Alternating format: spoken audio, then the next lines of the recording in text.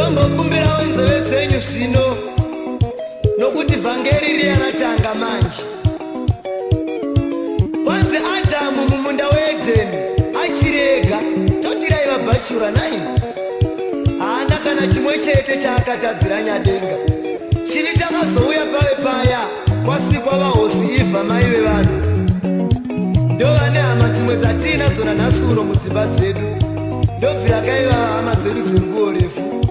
Ivava mashoko akatetepera kunge sadza romurwere, vamanzwi anotapira nokutonhorera kunge dhiringisi yomufiriji.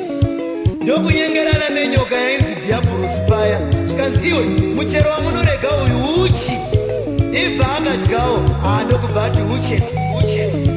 Ndokutora dzimwe uvigira Adhamu. VaAdhamu pavakangotiboka kamwe chete, ndiye gotsi papata. Mudhara wangu ndokuimba manhanga kutapira. Zvikanzi mudya ndakasungwa uyu, gambura ndakabwata chairo. Chidoko uri mushonga wamavende, zvetera matadza nzungu dzechinanzvirwa.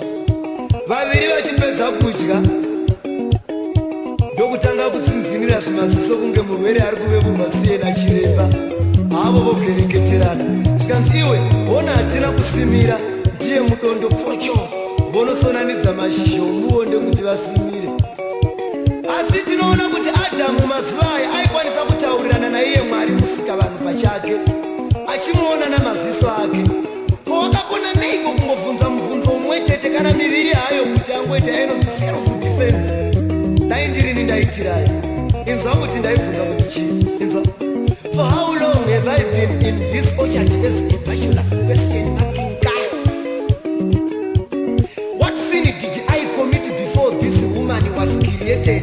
Check my record. Mumsida ingo kunda one.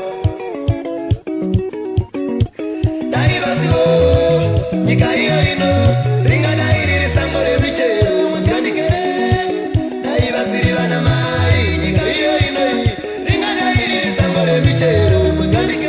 Musatena kurira nyama menye ivedwe. Taka jamana munyangariti ya kurosinyoga. Musatena kurira nyama menye ivedwe. Taka jamana munyangariti ya kurosinyoga. Musatena kurira nyama menye ivedwe. Taka jamana munyangariti ya kurosinyoga.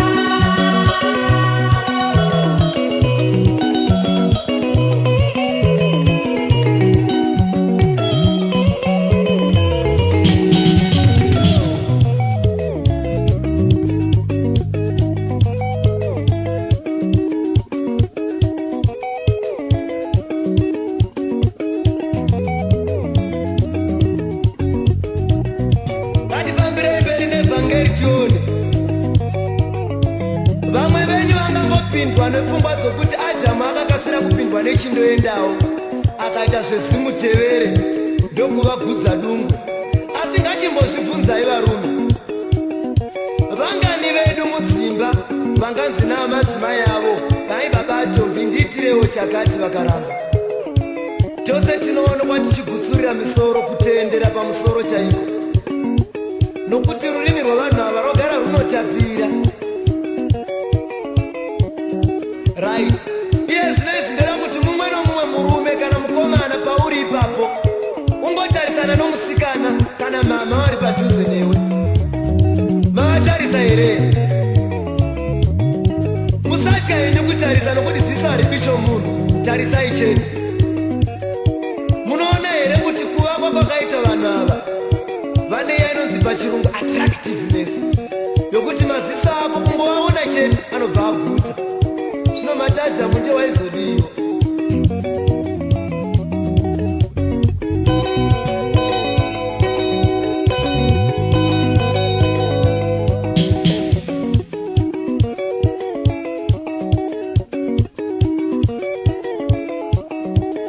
Adhamu asati awana, wakanga asina chivi. Murume ichiri tsumbarume, wakanga ari mutsvene. Chivi chakazouya pashure, mukadzi anyengerwa nenyoka, kudya muchero wokuziva zvakanaka nezvakaipa.